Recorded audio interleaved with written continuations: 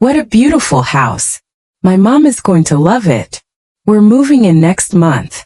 Brenda said it so casually, so confidently, that for one strange second I wondered if I'd somehow missed an entire conversation. The afternoon sunlight poured through the dining room windows, turning the polished oak table gold. The same table my husband Walter had built with his own hands 30 years ago. Every nick in the wood had a memory attached to it. Birthday dinners. Christmas mornings. Trevor doing homework while Walter pretended not to help him with algebra.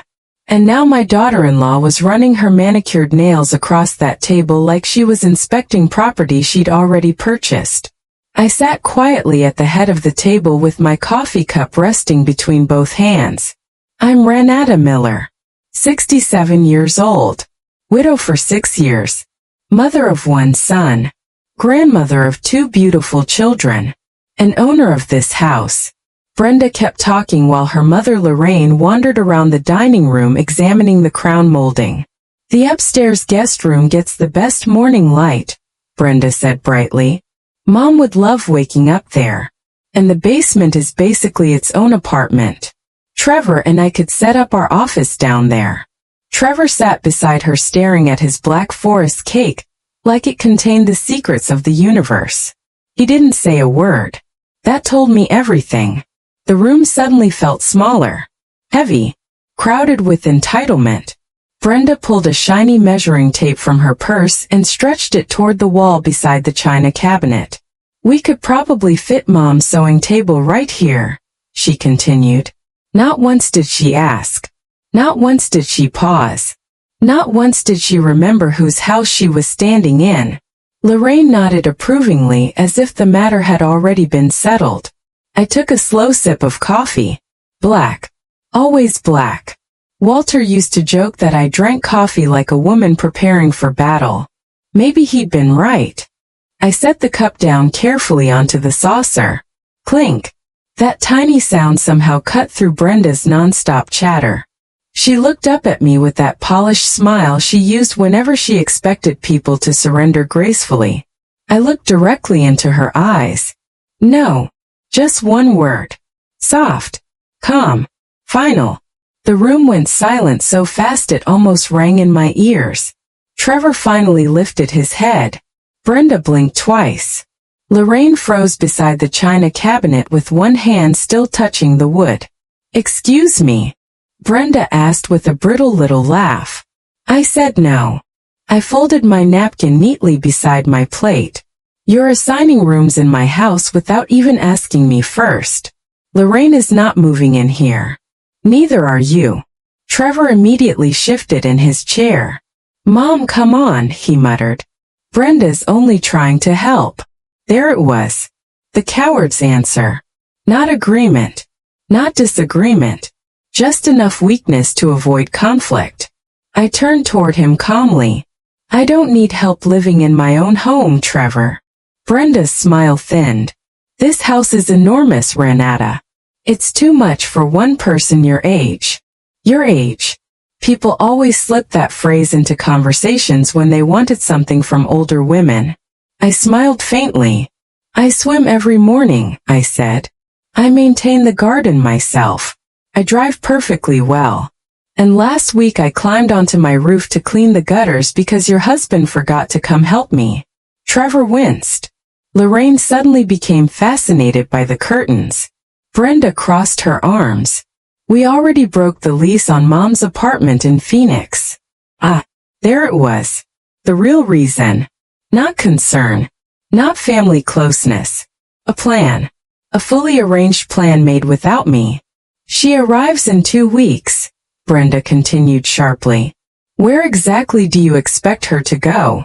I stood slowly and began gathering dessert plates. Nobody moved to help me. Interesting how people planning to occupy your home rarely volunteered to clean it. There are several lovely senior communities nearby, I said while stacking plates carefully. I'd be happy to print a list. Brenda stared at me in disbelief. You can't seriously mean that. Oh, I absolutely do. I walked toward the kitchen. And nobody is measuring anything in this house today. Behind me, I heard Trevor sigh heavily. Brenda lowered her voice, but not enough. She's being ridiculous. I smiled to myself while loading the dishwasher, because people like Brenda always made one fatal mistake. They mistook calmness for weakness. The next few days were unusually quiet. Too quiet. I should have known Brenda wasn't finished. Women like her didn't hear no. They heard challenge. Tuesday afternoon my doorbell rang. When I opened the front door, Brenda stood there wearing oversized sunglasses and carrying 2 heavy cardboard boxes. "Just some of Mom's things," she said breezily as she pushed past me into the hallway. Not asked. Not invited. Pushed past me. I closed the front door slowly while watching her carry the boxes toward the basement stairs. "They can stay here temporarily until we sort everything out," she added. Everything out. As though we were already in the middle of a move. "As I already told you," I said evenly. "Nothing is being sorted out because nobody is moving in." Brenda ignored me completely. She set the boxes beside the basement door and dusted off her hands with a triumphant little smile. Trevor, of course, was nowhere to be seen. Convenient. Always conveniently absent when uncomfortable honesty was required. Brenda adjusted her purse strap. "You'll come around eventually," she said confidently. "You're just emotional because change is hard."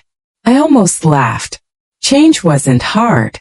Disrespect was hard. Watching your son slowly disappear inside his own marriage was hard. Realizing people viewed your home as future inventory instead of sacred space, that was hard. But change? Please. I buried a husband. Nothing frightened me anymore. Brenda left 5 minutes later looking entirely satisfied with herself. She thought she'd planted a flag. A small beginning. One little crack in the wall. What she didn't understand was that I'd spent 40 years building boundaries stronger than concrete. I waited until her car disappeared around the corner. Then I opened the garage. Walter's old hand truck still hung exactly where he'd left it years ago. Some mornings I still expected to hear his boots crossing the garage floor. I wheeled the hand truck inside, loaded both boxes onto it, and carefully rolled them right back outside onto the front porch beneath the awning. Then I texted Trevor. "Brenda left boxes here. They're outside. Rain expected tonight. Please pick them up." No anger. No lecture. Just information. 2 hours later my phone rang. "Trevor." I answered calmly. "Mom, seriously? You put Lorraine's belongings outside." I returned property that was left in my home without permission. "That's rude." "No," I corrected quietly. "What's rude is treating my house like free storage." He exhaled heavily. "You're making this harder than it needs to be." I looked around my quiet kitchen. The yellow curtains fluttered slightly from the open window. The scent of basil from my garden drifted inside. Walter's photograph sat beside the fruit bowl, smiling that crooked smile of his. No, I wasn't making anything difficult. I was simply refusing to disappear. "I already gave my answer, Trevor. You're really willing to do this to family?" That sentence irritated me more than anything else. Because people only used it when they wanted permission to cross boundaries. I lowered my voice. "Family does not mean ownership." Silence. Then a tired sigh. "I'll pick up the boxes tonight." "Thank you." I hung up. At 7:30 that evening, Trevor pulled into the driveway. Alone, of course. He avoided my eyes while carrying the boxes back to his car. He looked exhausted. Older somehow. Like life had been slowly sanding pieces off him for years. I almost invited him in for coffee. Almost. But then I remembered something Walter once told me. If people only visit when they want something, don't reward the behavior. So I stayed quiet. Trevor loaded the second box into the trunk and finally looked at me. "She's under a lot of pressure, Mom." I folded my arms. "And whose fault is that?" He had no answer. Because deep down he knew. Brenda had promised something that was never hers to promise. And now reality was embarrassing her. Good. Embarrassment builds character. Trevor shut the trunk harder than necessary. She's trying to help her mother. And I'm trying to protect my home. He shook his head. You've changed. That one almost hurt. Almost. Because grief does change you.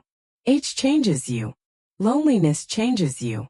But disrespect changes you fastest of all. I certainly hope so, I replied softly. Trevor drove away without another word. I watched the taillights disappear into the darkening street. Then I went inside, locked the door, and made myself another cup of coffee. Black. Strong. Steady. Exactly the way I liked it. And somewhere deep down, I knew this fight was only beginning.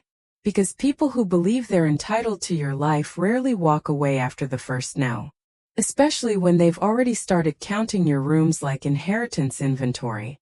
The problem for Brenda was simple. She thought she was dealing with a lonely old widow. What she was actually dealing with was the woman who helped build every inch of that house from nothing. Thursday morning arrived gray and humid. The kind of Chicago weather that made the whole house feel wrapped in damp wool. I was in the kitchen trimming roses from the garden when I heard it. The scrape of a key sliding into my front door lock. For one split second my heart jumped painfully. After Walter died, unexpected sounds in the house always did that to me. I set the scissors down slowly. The door opened. And there was Brenda. She walked inside carrying 2 oversized tote bags like she belonged there. No knocking. No hesitation. No shame. I figured I'd start clearing space in the basement, she announced casually while kicking the door shut behind her. Mom's sewing cabinet arrives next week. Next week. She was still talking about this fantasy like it was already happening. I stood very still in the hallway. Brenda headed straight toward the basement stairs without even looking at me. That was the moment something inside me hardened completely. Not anger. Not panic. Certainty. This wasn't misunderstanding anymore. This was invasion. Brenda. My voice stopped her halfway to the stairs. She turned with exaggerated patience. Yes. I walked toward her slowly. Give me the key. She blinked. What? The key, Brenda. A nervous laugh escaped her lips. Trevor gave it to me for emergencies. Her tone carried that familiar smugness people used when they thought they discovered a loophole. In case something happens to you. I stared at her. This, I said quietly, is not an emergency. She crossed her arms defensively. You're overreacting. No. You letting yourself into my house after I explicitly told you no is trespassing. Her eyes narrowed instantly. That fake sweetness vanished so fast it was almost impressive. You know what your problem is, Ranata? She snapped. You love controlling everyone. I almost smiled. People became very creative when boundaries inconvenienced them. I'm controlling access to my own property, I corrected calmly. That's called adulthood. Brenda took another step toward the basement. I stepped directly into her path. Give me the key. Now. For a moment I thought she might refuse. Then with dramatic irritation, she yanked the key off her ring and slammed it onto the hallway table. There, she hissed. Happy? No, I said honestly. Just informed. Her face flushed red. You sit here in this giant house while your family struggles. Lorraine has nowhere to go because of you. I folded my hands calmly. No, Brenda. Lorraine has nowhere to go because you promised her my home before speaking to me. That hit the target. Her jaw tightened instantly. For the first time since this started, she looked uncertain. Only for a second. Then the anger returned stronger. You're selfish. Interesting word.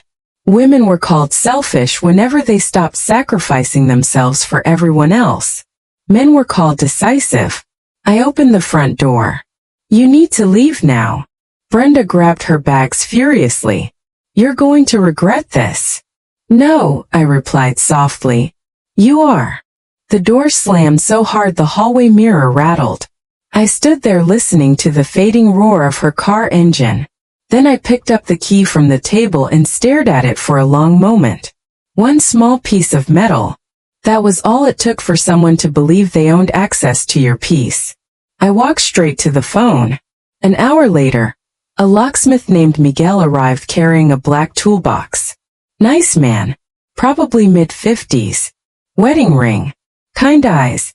Trouble with the lock? He asked.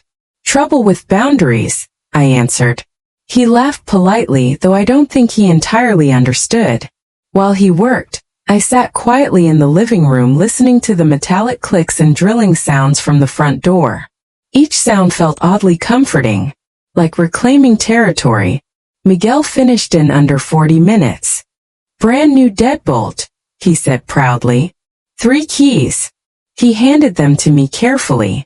1 key went into my pocket, 1 into the small fireproof safe in my bedroom closet, and the 3rd. I held it in my palm for a long moment before placing it inside the kitchen drawer beside Walter's old pocket watch. Not for Brenda. Not for Trevor. For me. Because from now on, nobody entered my home simply because they expected to. Miguel packed his tools and paused at the doorway. Family issue? He asked gently. I smiled faintly. Something like that. He nodded knowingly. Funny thing about houses, he said. People think walls are the important part. Then he tapped the new lock. But sometimes it's the doors. After he left, I stood in the quiet hallway staring at the freshly installed lock. Stronger. Cleaner. Mine. For the first time in weeks I could breathe fully inside my own home. But Brenda wasn't finished. People like her never quit after losing one battle. They simply changed tactics. And sure enough, 3 days later the next attack arrived. In the form of money. 4 years, ever since Trevor married Brenda, I'd quietly sent money every month to help with the children. Nothing extravagant. Summer camps. School clothes. Birthday surprises. A little breathing room. I never bragged about it. Walter and I had both grown up with very little. Helping family mattered to us. But generosity becomes dangerous when people stop seeing it as kindness and start seeing it as obligation. The first of the month came and went. This time the transfer never reached Trevor's account. Instead it went somewhere else. A savings account opened specifically for Caleb and Sophie. Protected. Untouchable. Growing quietly for their future. Only my name remained on the account until they turned 18.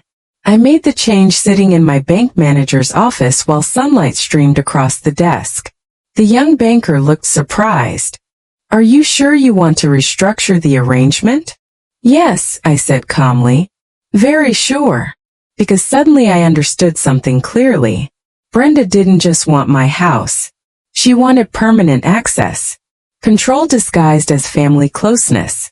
And once people start counting on your money, your home becomes part of the package. No, absolutely not. 3 days later my phone rang around noon. Brenda.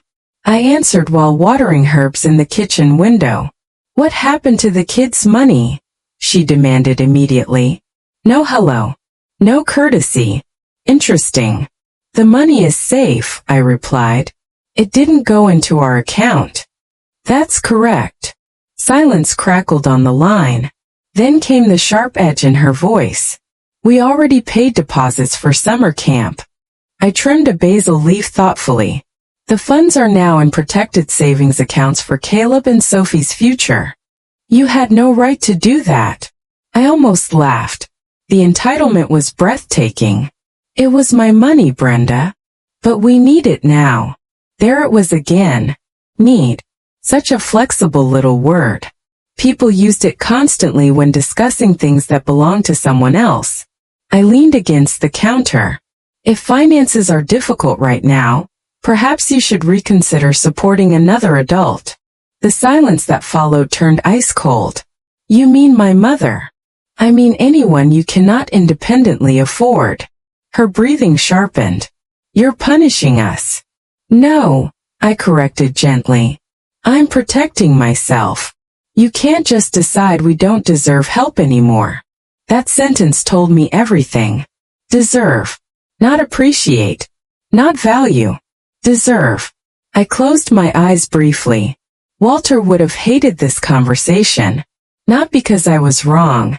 Because he'd always hoped Trevor would marry someone kinder. Listen carefully, Brenda, I said quietly. I love my grandchildren deeply. That money still belongs to them. But I will not finance decisions made behind my back. Thursday morning arrived gray and humid. The kind of Chicago weather that made the whole house feel wrapped in damp wool. I was in the kitchen trimming roses from the garden when I heard it. The scrape of a key sliding into my front door lock. For one split second my heart jumped painfully.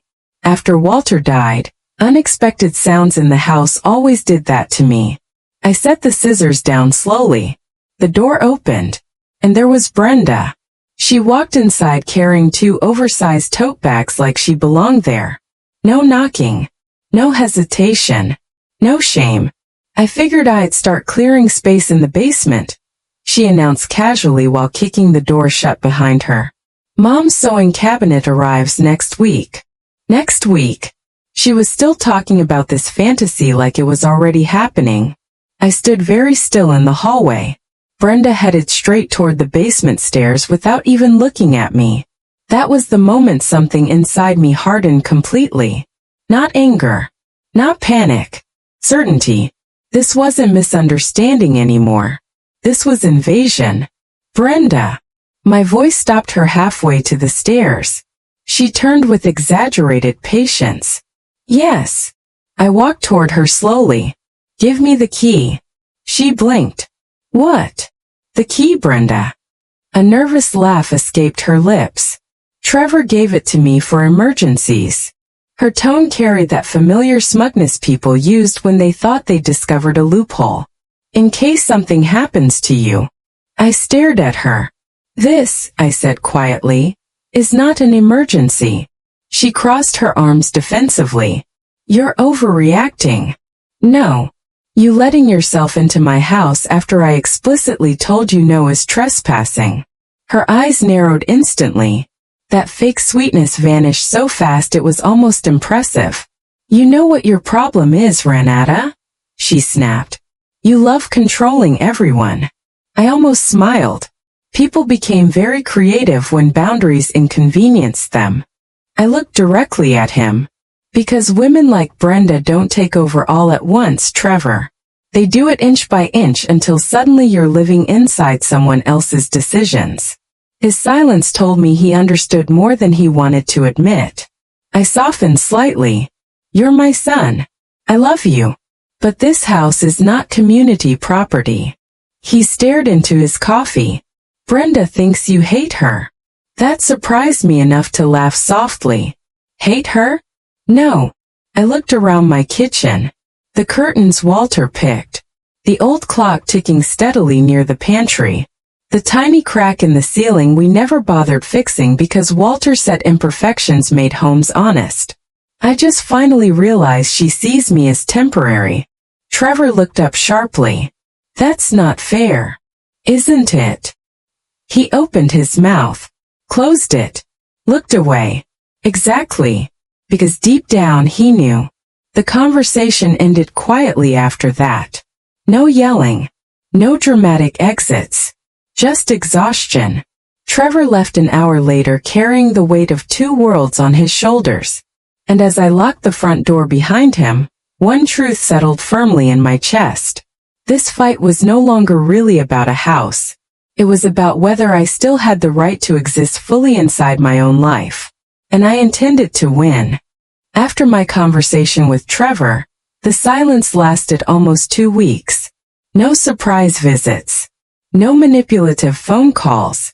No boxes mysteriously appearing at my front door. At first the quiet felt wonderful. Then it started feeling unnatural. Like the uneasy calm before a thunderstorm. Still, I refused to sit around worrying about what Brenda might do next. I kept living my life. Every morning, I swam laps at the community center. I deadhead my roses before breakfast. I met my friend Helen every Wednesday for bridge and listened to her complain about her knees and the price of butter. Life continued. And honestly, that irritated Brenda more than any argument ever could. People who try to control you hate seeing you peaceful without their approval. One chilly October afternoon, I noticed a familiar sedan parked across the street. Lorraine's car. She sat behind the steering wheel motionless, staring at my house. Not angry. Not triumphant. Just tired. For 10 full minutes she remained there. Then slowly she stepped out. She walked to the front fence and ran her fingers along the wood like someone touching the edge of a life they thought they'd already entered. I watched from the living room curtain for another moment before making a decision. I opened the front door. "Hello, Lorraine." She startled visibly. "Oh, Ranata." Her voice sounded small, almost embarrassed. "I was just nearby." I nodded. "Would you like some tea?" She hesitated long enough that I knew pride was battling practicality inside her. Then she sighed softly. "Yes, I would." We sat at the kitchen table a few minutes later. No fancy dessert this time. Just tea and store-bought butter cookies. Lorraine wrapped both hands around the mug like she was trying to warm herself from the inside out. The woman suddenly looked much older than she had during that first awful dinner. Not weak exactly. Deflated. Finally she spoke. "Brenda told me you wanted me to move in because you were lonely." I took a slow sip of tea. Then Brenda lied. Lorraine stared down into her cup. "She said you offered the upstairs room." "No. She said you wanted companionship after your husband passed." "I enjoy companionship," I said calmly. "Invited companionship." A faint flush crept into Lorraine's cheeks. For a moment, I almost felt sorry for her. Almost. Because while Brenda was manipulative, Lorraine had allowed herself to believe she was entitled to someone else's home without ever once confirming it. Still, I could now see the truth clearly. Lorraine wasn't the mastermind. She was the bait. Brenda had used her own mother as emotional leverage. And somehow that made the entire thing uglier. "I sold my apartment," Lorraine admitted quietly. "Most of my furniture too." I remained silent for a moment. Not because I lacked sympathy. Because I refused to accept responsibility for decisions nobody consulted me about. "I'm sorry that happened," I said gently. "But that was Brenda's mistake, not mine." Lorraine's eyes watered slightly. She made it sound settled. "I know." The kitchen clock ticked softly between us. Finally, Lorraine looked at me carefully. "You really weren't ever going to let us move in?" "No." The honesty landed harder because it came without cruelty. Just truth. Lorraine gave a tired little laugh. "She always was stubborn." "So was Trevor," I replied. That surprised a smile out of her. For the first time, we looked less like enemies and more like two aging women cleaning up after the emotional messes of our children. "I don't actually want to live with Brenda," Lorraine admitted after a while. "She controls everything." I almost choked on my tea.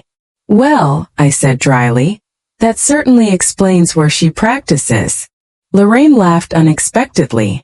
A real laugh this time. And suddenly I saw something important. Brenda wasn't just steamrolling me. She'd been steamrolling everyone for years. Trevor. Lorraine.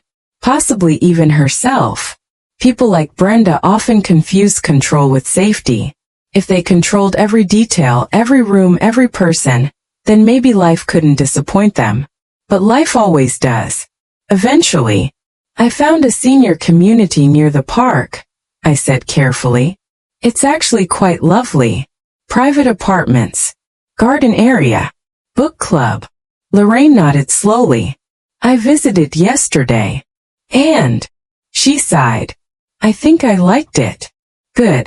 Because despite everything, I didn't want the woman homeless.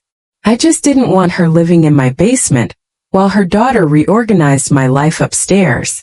When Lorraine finally left an hour later, she looked calmer. Sad but clearer. As she reached her car, she paused. Brenda isn't going to let this go easily. I know.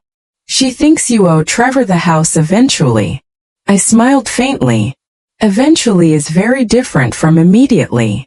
Lorraine stared at me for a second longer before nodding slowly. Then she drove away. And deep down I knew something had shifted. Not victory, but truth. And truth has a way of making manipulative people very dangerous. The next Sunday proved me right. Family dinner day. Or at least it used to be. Around 2 o'clock 3 cars pulled into my driveway. Trevor's, Brenda's, and Lorraine's. Interesting.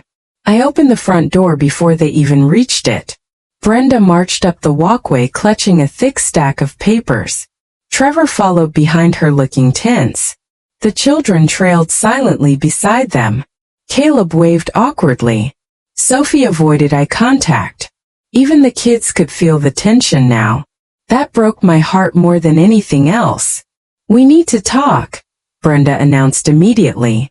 Her tone carried the sharp confidence of someone arriving for battle. I remained standing in the doorway. About. Brenda lifted the papers triumphantly. A solution. Brenda tapped the paperwork. The basement could easily become a private suite for you. There it was. Finally. The truth. Not partnership. Not family support. Displacement. They wanted me reduced inside my own home. A tolerated elderly presence downstairs while Brenda redesigned the upstairs. I slowly pulled out a chair and sat down across from her. Very calm. Very steady. You want me, I said carefully, to legally transfer my fully paid-off home into Trevor's name while I'm still alive, so I can continue living in the basement? Brenda's smile faltered slightly. When you say it like that, that is exactly what you said. Trevor rubbed his forehead. Mom, nobody's trying to hurt you. I looked directly at him. Then why do I feel like prey? That silenced the room instantly. Even the children stopped whispering in the next room. Brenda leaned forward sharply. You're twisting everything. No, I replied softly. I'm finally seeing it clearly. I placed my hands flat on the table Walter built. The same table where Trevor once sat drawing dinosaurs with crayons. The same table where Walter held my hand during chemotherapy scares and mortgage discussions and ordinary Tuesday breakfasts. And suddenly I felt fiercely protective of every memory inside those walls. My will is already finished, I said calmly. The house goes to Trevor after I die.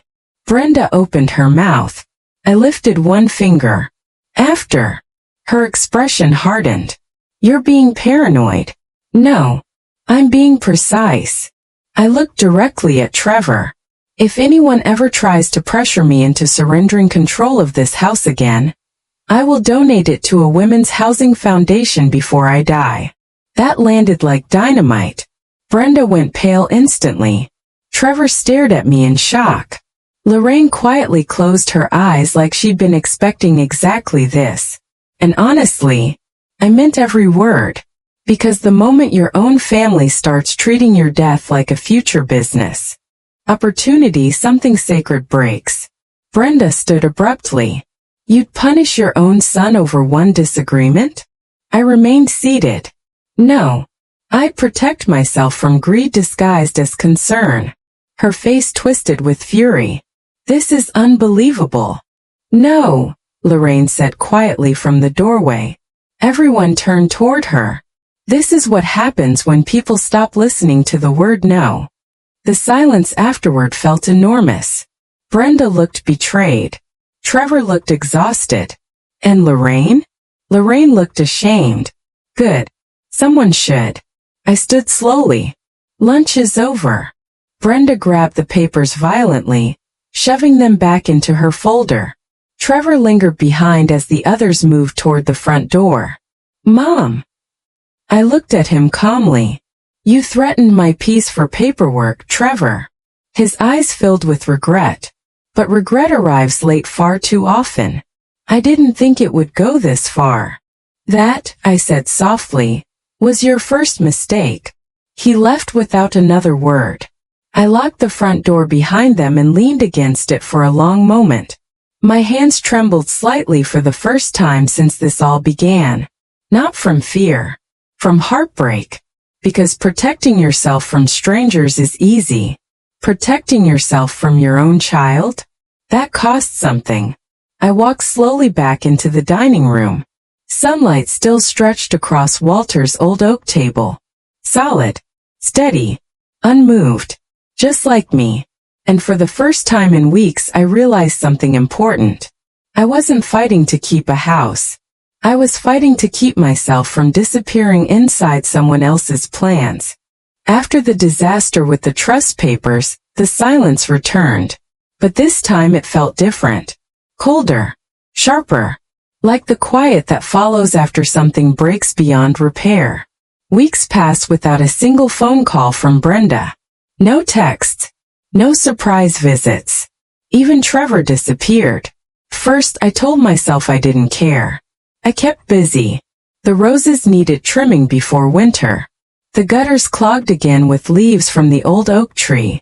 I reorganized Walter's workshop in the garage, though I still couldn't bring myself to throw away his old flannel jackets hanging beside the workbench. Life moved forward the way it always does. Slowly. Relentlessly. But loneliness has strange timing. It waits until the house grows quiet at night. Until you hear only the refrigerator humming and the ticking clock in the hallway. That was when I missed my grandchildren most. Sophie's birthday came in early November. Normally we bake cinnamon cupcakes together. Walter used to joke that the two of us made enough flour mess to qualify as a natural disaster. This year the kitchen stayed clean. Too clean. I wrapped Sophie's presents myself at the dining room table. A watercolor paint set. 3 mystery books. And the savings account booklet showing the money growing quietly in her name. Inside the card I wrote carefully, "Real love protects your future, even when people don't understand it yet." I stared at the sentence for a long time before sealing the envelope. I had no idea whether Brenda would even let Sophie read it. Still, I mailed the package anyway. Because being pushed away by adults wasn't the children's fault. Never the children's fault. 3 days later, Helen came over for coffee and immediately noticed my mood. "You missed them," she said bluntly. Helen had been my friend for 32 years. There wasn't much either of us could hide anymore.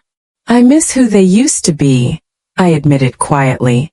She stirred cream into her coffee. "And who exactly was that?" I looked down at my hands. "Trevor used to be kind."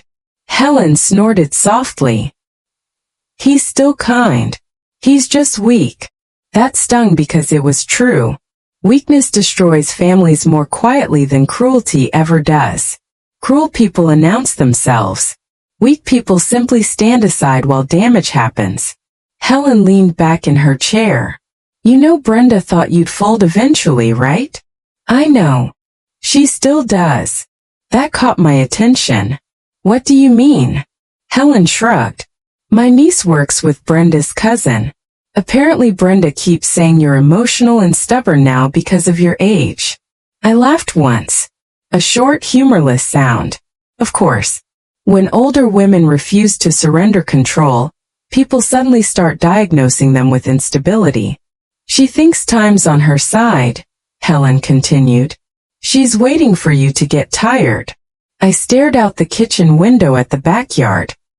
We sat in the living room this time instead of the kitchen. Neutral territory. The rain tapped softly against the windows while I handed him a mug. He wrapped both hands around it without drinking. Then finally he spoke. "Brenda and I separated." The words hung heavily in the room. I didn't react immediately. Not because I lack sympathy. Because I'd sensed this coming for a long time. "When?" 2 weeks ago. I stayed quiet. Trevor stared into his coffee. "She wanted me to fight you legally." There it was. The final line. The line even Trevor couldn't cross. "She talked to another lawyer," he continued bitterly. "Said maybe we could argue you weren't mentally competent to manage things anymore." For the first time in months, genuine fury surged through me. Not loud fury, the dangerous kind. Cold. Precise. She said that. Trevor nodded miserably. She kept saying you were paranoid and irrational. I leaned back slowly. Interesting. A woman protects her home, and suddenly she's mentally unstable. How convenient. What did you say? Trevor finally looked at me. I told her I wouldn't destroy my own mother over a house. Silence settled between us. Heavy. Complicated. Part of me wanted to comfort him immediately. Another part remained deeply wounded, because he had still sat in those meetings, still allowed the conversations, still watched Brenda push and manipulate without stopping her until it threatened him personally too. As if reading my thoughts, Trevor lowered his head. I should have stopped this months ago. Yes, I said quietly. No sugarcoating. No rescuing him from the truth. Adults grow when consequences finally arrive. Rain hammered harder against the windows. She moved out. I asked. He nodded. Took most of the furniture. The kids stay with her during the week. His voice cracked slightly on the last sentence. That finally pierced my anger completely. Because despite everything, Trevor loved his children fiercely. Even weak men can love deeply. They just fail at protecting what matters. Lorraine, I asked. She moved into that senior community you mentioned. I smiled faintly despite myself. Does she like it? Actually, Trevor almost laughed. She loves it. Of course she did. Because older people don't always want to live inside their children's chaos either. Trevor rubbed his face tiredly. Mom, I'm sorry. There it was. The sentence I'd waited months to hear. Not excuses. Not pressure. Not manipulation. Just apology. And strangely enough, now that it finally arrived, it didn't feel triumphant. Only sad. I looked around the living room. Walter's old leather chair sat beside the fireplace exactly where he left it. The Afghan blanket my mother crocheted still rested over the couch arm. This house had witnessed births, funerals, Christmas mornings, arguments, reconciliations. Families bending. Families healing. Maybe this was simply another chapter. I know you are, I said softly. Trevor's eyes filled with tears instantly. I never meant for things to get this ugly. I know. And I did know. That was the tragedy. Trevor hadn't been malicious. Just passive. And passive people often become accomplices to stronger personalities without realizing the damage until it's too late. He stared at the floor. She kept saying we deserved security. I folded my hands calmly. Security built on someone else's surrender isn't security, Trevor. He nodded slowly. I understand that now. Good. Because understanding arrived expensive sometimes. He cleared his throat awkwardly. I got a small apartment downtown. Temporary. Is it decent? It's tiny. That almost made me smile. Tiny can be peaceful. For the first time all evening, Trevor smiled a little too. Then he hesitated. There's something else. I waited quietly. I told Brenda if she ever tried to pressure you again, I'd walk away permanently. That surprised me. Not because it was dramatic. Because it meant Trevor had finally chosen a side. His own. Not Brenda's. Not mine. His.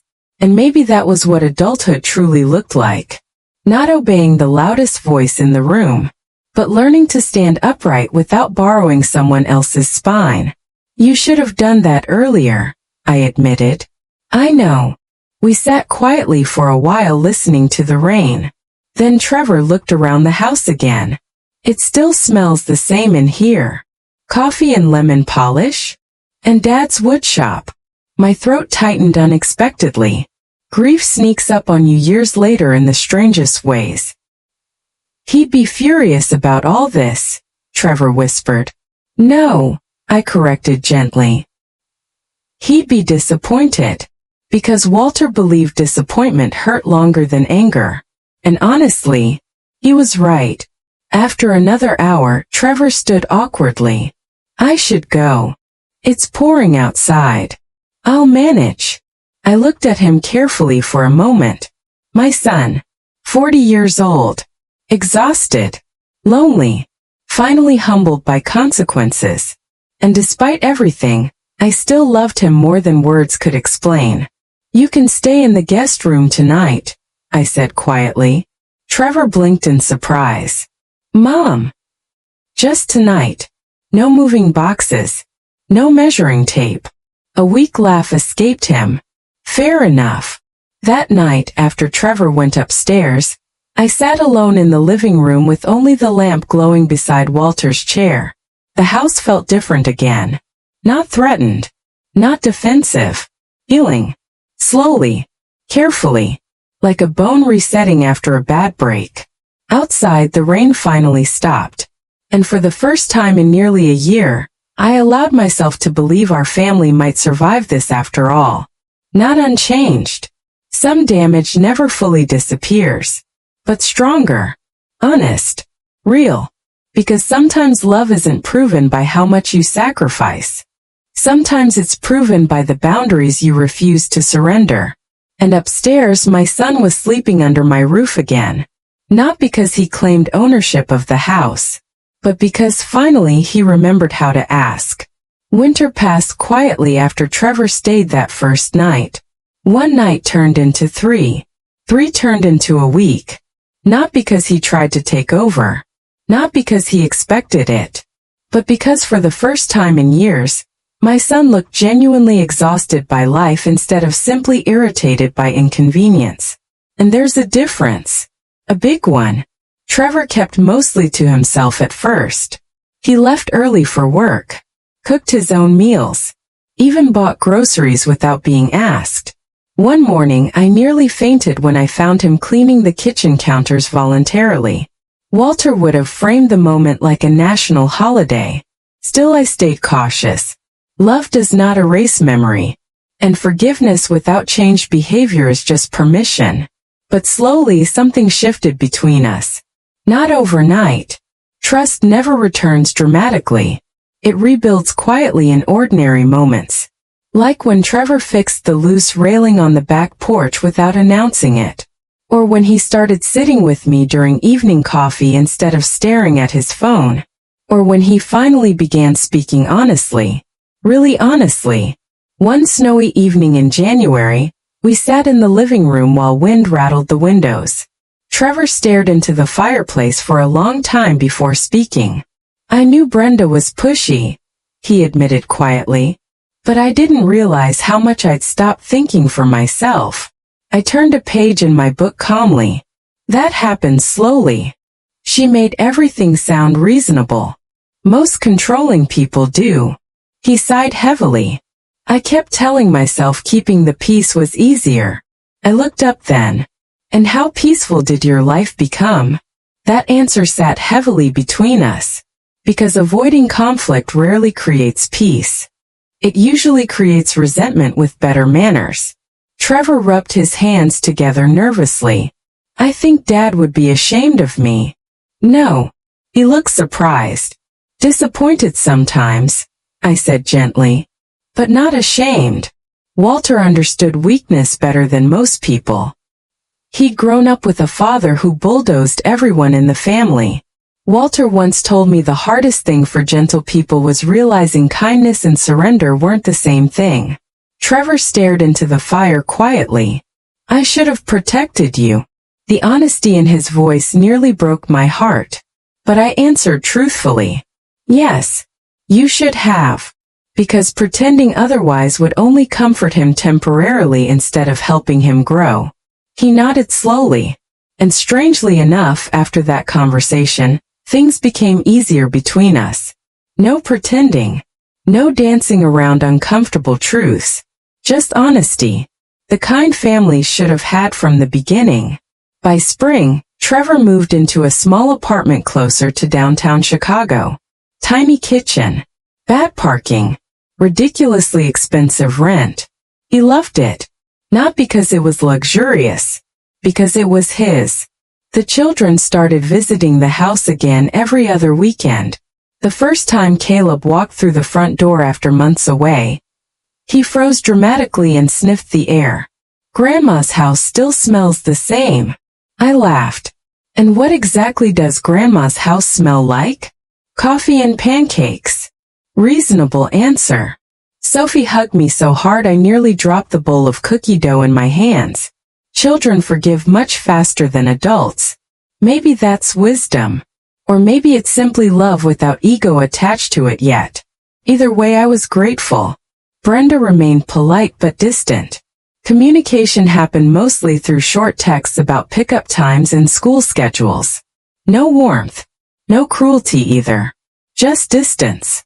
Honestly, that suited me perfectly. Some relationships survive best with fences between them. Lorraine, surprisingly, became the unexpected twist in all of this.